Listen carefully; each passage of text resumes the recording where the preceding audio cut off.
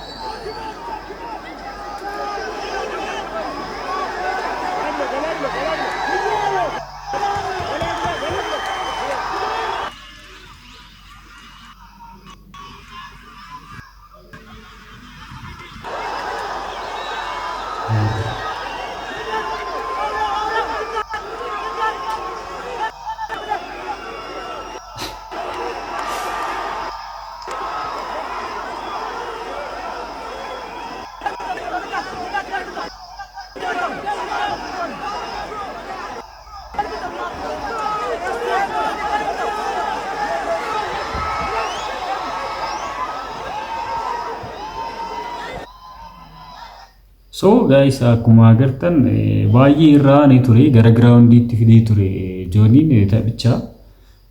Groundiitti dhufee taanaan immoo Jooniin expertii isaati. I think marsuma duraa irratti gara groundiitti dhufuun isaatu dhiibbaa irratti uumeera Niqaata Helleenaa irratti.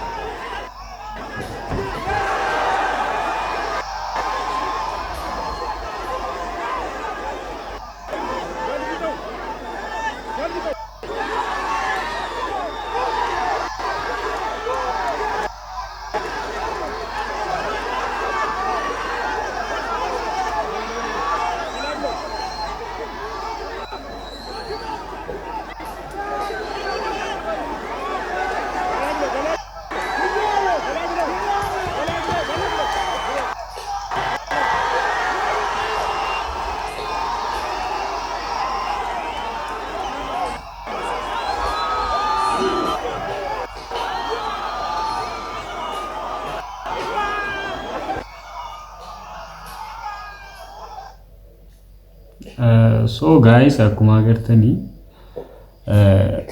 sekondoota muraasa keessatti kan injifachuu danda'e. Actually I think wanti Niqaata Helleenaan yaadee dhufee fi wanti achitti ta'e walitti waan dhufeef natti hin fakkaatu. Baay'ee hiwas nervesii ta'ee ture jalqabuma irratti yeruma keejicha keessa seenu baay'ee nama nervesii ta'ee yoo fakkaata fuula isaatirraa waan beekama. Ittaansuudhaan Jooniin baay'ee expertii nama ta'edha. Faayitoota baay'ee nama raawwatedha. That's why natti fakkaata kan dafee injifannoo irratti argate. Ati tapha yeroo jalqabaatii fi nama ekspertii ta'e wajjin taphachuun walitti hin dhufu. So asirratti wanti jechuu barbaadu niqaata illinaan dhufee dorgommii kanaa gochuun isaa wanta guddaadha akka yaada kootti. Namoonni baay'een accept gochaan ture yeroo jooniin gaafatu. So mucaan kun dhufee accept godhee fighting kun yeroo jalqabaatiif akka qophaa'u kan taasise niqaata illinaan itti fakkaata. So we have to appreciate him. Namoonni baay'een baay'ee irratti ashoofaa jiru. Jookii irratti uumaa jiru. Garuu niqaata illinaa irratti wantoota akkasii deemsisuun ana fudhataman qabu akka kootti maaf akkas akka godhanis I don't know. Garuu we have to appreciate him. Namni tokko yeroo dorgommii keessa seenu yookaan mo'amuu jira. So mo'amiira actually dafee mo'amuu isaa xiqqoo expectationii keenyaan alatti garuu maaf mo'amte jechuun hin dandeenyu jechaadha. So videoon biraa tapha guyyaa san ture keessaa immoo isa dureessatii fi Rabiiqi. Actually dureessaan baay'ee wantoota ture jalqaba irratti ጎስቲን ሲታ መንፈስ ነው ሞንብ ራስህን አጠንክር ቻኒቲ ቶሪ ሶ ፋይቲ ኬሰት ገሩ ጅጅረሚራው እንትስኒ ሜቢ ዲቻ ወሊም ያላል ጀልጋ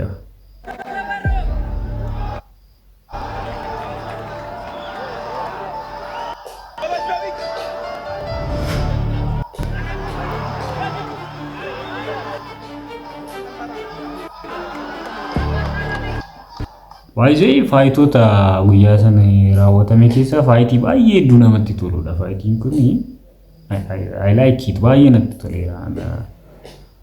Faayitii baay'ee ariifi ture.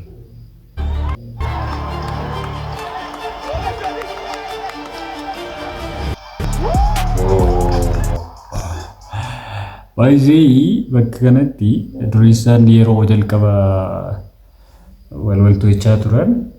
Laalama udaq ሞክር ጀቻን እዚህ ቱሬ ሶ ሃፕን ተይራ ኩፍ ሲራጭ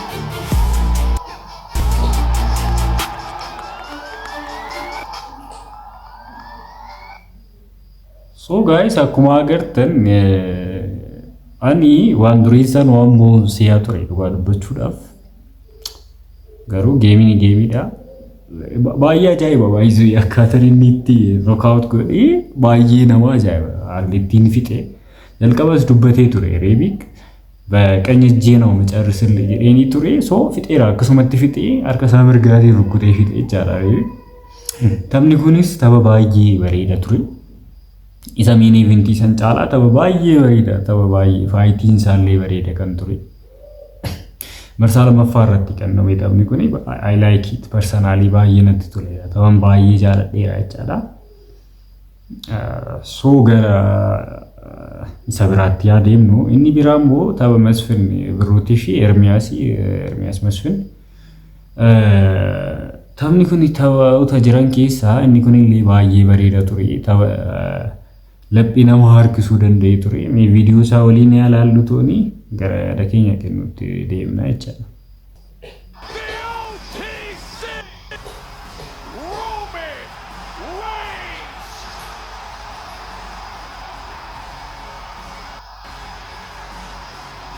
It does not get bigger than this. If there was one man on planet baay'ee tapha dhiirummaan irratti mul'ate jechuu dandeenya tapha kana baay'ee tapha nama hawwatu qabamu could have a chance of going toe to toe against the beast incarnate Brock Lesnar. That man is the man who walks on water in this industry. Roman Reigns.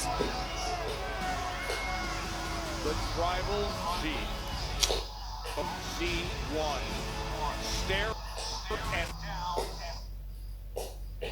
So guys, taphni kun akkuma jalqaba irratti isin jechuudhaaf yaale tapha baay'ee hawwataa ture baay'ee. Tapha baay'ee real fight kan ture tapha baay'ee nama hawwatu nutti agarsiisanii. So asirratti Masfiin mucaa xiqqaadha waggaa 24 ta'eera inni sorry Ermiyaas mucaa xiqqaadha nama umurii 24ti. Masfiin immoo nama umurii 30 baay'ee expertiidha. Yeroo baay'ee tapha kana taphateera nama baay'ee experience qabuudha jechaadha. So tapha bareedaa nutti agarsiisanii inni biraa immoo tapha kana irratti labbii nama harkisee haadhi Masfiin gara steejiitti yeroo baatu respectii Ermiyaas agarsiisee jechaadha. Mee isa waliin ilaalle yaadeemina.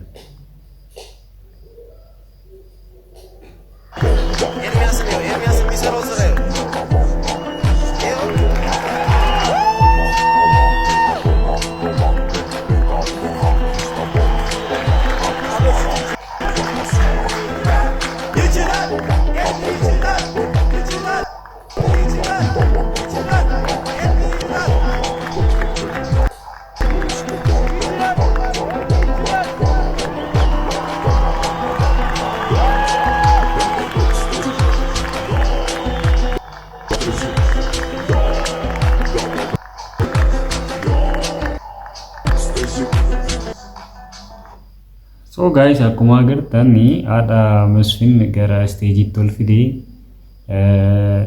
gadi jedhee jilba isaanii dhungateetidha kan kabaja qabu agarsiise Ermiin. So taphicha caalaa inni kun baay'ee laphee nama harkiseera. Naamusa ispoortiin qabu agarsiiseera. So ispoortii kabachiisaniiru Ermiyaadha. Isa so beautiful waan baay'ee namatti tolu ture. Taphoota guyyaa sana raawwate keessatti hundi kun uumamuun isaa ispoortiidhaaf turning point wayii kaayira jedhee yaada. So ispoortiin kabaja, ispoortiin jaalala akka ta'e mul'isaniiru. Viidiyoon inni biraa guyyaa san ture immoo viidiyoo tapha Addisuutii fi I think maqaan isaa Irris. Tapha lameeniti baay'ee heavy weightidha. Taphicha irratti mee waliin ilaalle actually namoonni baay'een arrabsoo faanis ture. Abbootiin murtii dogongoromaniiru. Personally anis akkasitti namana baay'ee waan dogongoraa ture. Mee viidiyoo waliin ilaallu jalqaba.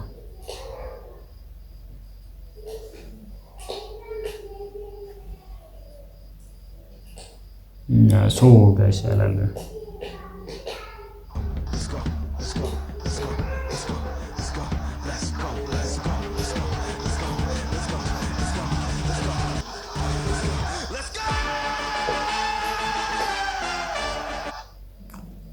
So guys, akkuma agartan Addisuun baay'ee pointii argachaa ture jechuun irratti wantu jedheera.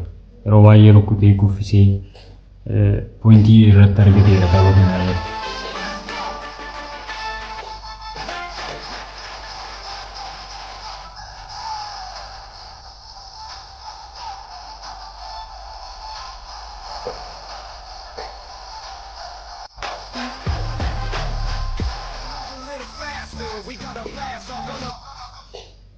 Akkuma agartan Addisuudha kan irraa pointii argachaa jiru garuu dhabdeeriin turre waan abbootiin murteera jedhan.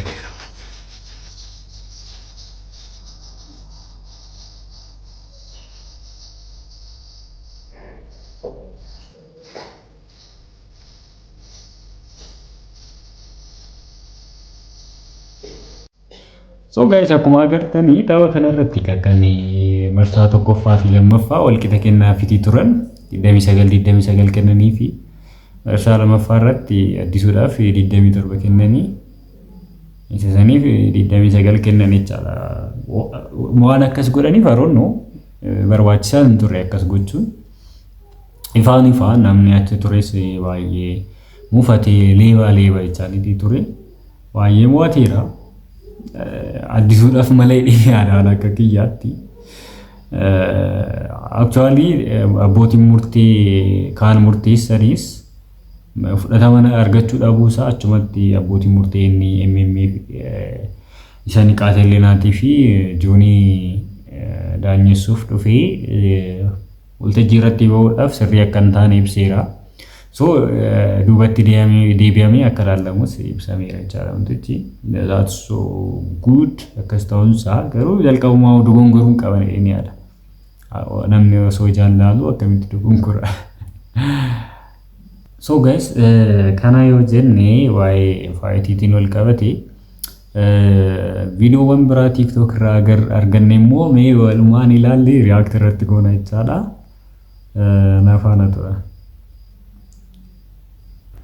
Osoo muuziqaa kana qabaannee AI naa gara jirtan Oromoo stop Oromiyaa stop.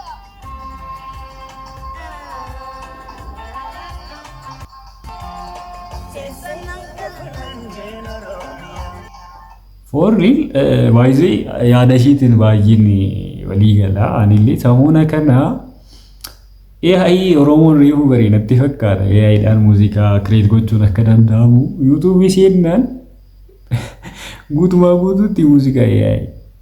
Guys maal ta'aa jirtu muuziqaawwan akkuma ishiin jettee muuziqaawwan akkanaa osoo jiru leejandii meeqa osoo qabnu AI dhaan jechuutuma geenyiyyuu seeraan sirreessee nyaamu baay'ee AI.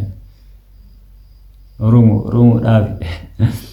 Sirrii miti wantoonni akkasii kireeditii artistoota keenyallee gadi buusaa waan ta'eef YouTube irratti gadhiiste agamu sanumta waan si fayyadu miti. So please stop kireeditiin dhabsiisina. Leejandoota baay'ee qabna, muuziqaa babbareedoo baay'ee qabna.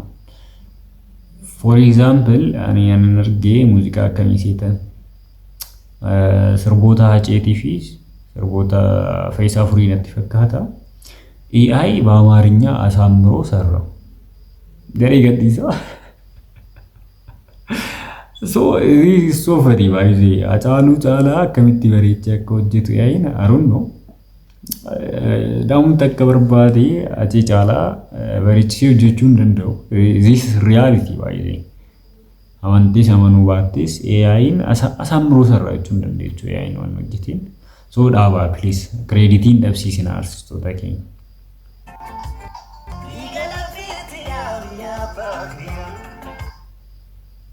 So guys video nittaan immoo samuuna kana konsertii faana nageenya jedhu jira. So konsertiin suni baay'ee bareeda. Artistoonni keenya akkasitti uummata isaanii waliin wal arganii stage yeroo baay'eedhaaf abjoota turan natti fakkaata. Hunda isaaniitiifuu xaarraan kun immoo muunsa naanillee baay'ee na gammachiiseera. So it was so beautiful. Konserticha keessaa mee Adaama irratti kan ture waliin yaa ilaalla.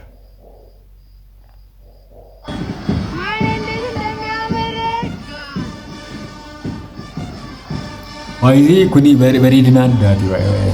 Bareedina xiqqoollee miti bareedina addaati.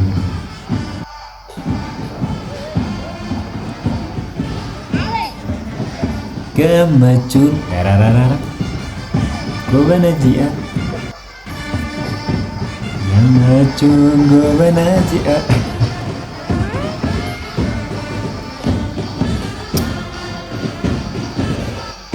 So guys, this is so beautiful baay'ee bareeda. Baay'ee waan namatti toludha.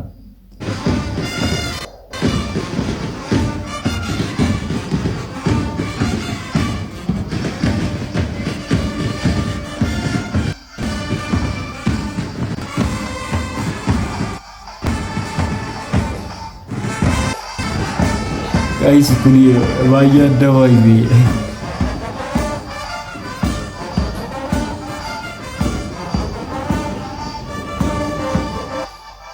So guys, this is so beautiful. Waan baay'ee namatti toludha inni kuni.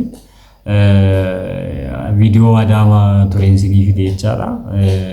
Videoon biraallee hin jira. Yeroo isaan seenan gara galgalaan itti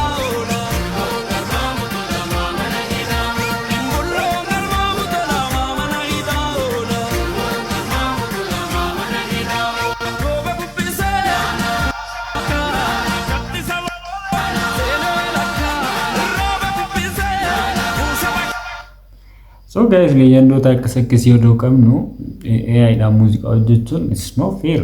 Dhaggeeffadhaa seenaa turii muuziqaa Jaabboo Jootee, Qamar, Yoosan, Galaanaa. It's so beautiful. So kana qabdanii AI'dhaan. Isaa biroo siniin hawwatta wanta akkasii. Inni kabiraa immoo obbo Dinquu Dayyaasii fi Qamar Yusuf, Addeeroo Qamar Yusuf waliin ta'aniiru. Yeroo baay'eedhaaf keezii wayitu ture lamaan isaanii gidduu waggoota muraasaaf. So amma waliin ta'anii viidiyoo wayii gadi lakkifamee ture. Mee walumaan ilaallu.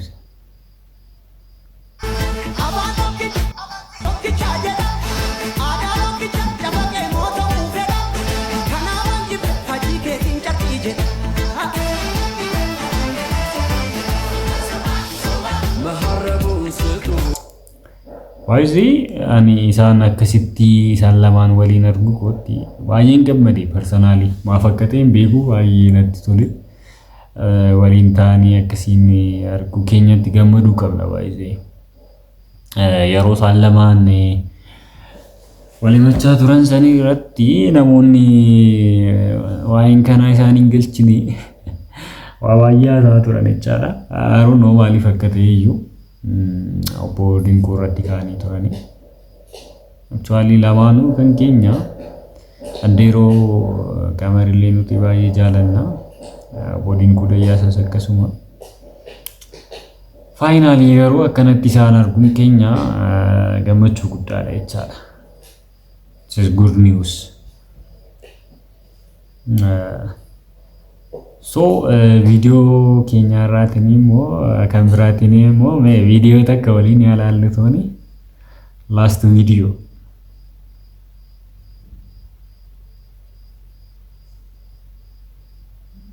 ነው ራያ የማን ነው? አሁን ነገ በአማራ ትግል መተከል የማን ነው የሚሆን? ወለጋ የማን ነው የሚሆን? ደራ የማን ነው የሚሆን? የአማራ። አዲስ አበባ የማን ነው የሚሆን? የአማራ። ኢትዮጵያ የማን ነው የሚሆን? የአማራ።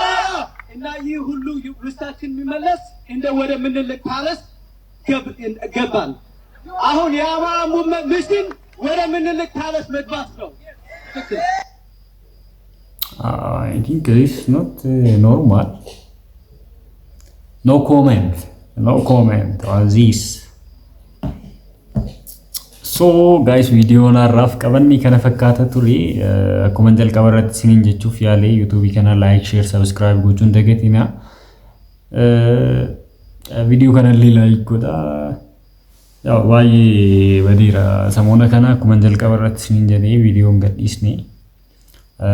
So jajjabeessuun dagatina. Thank you for watching. Galatooma.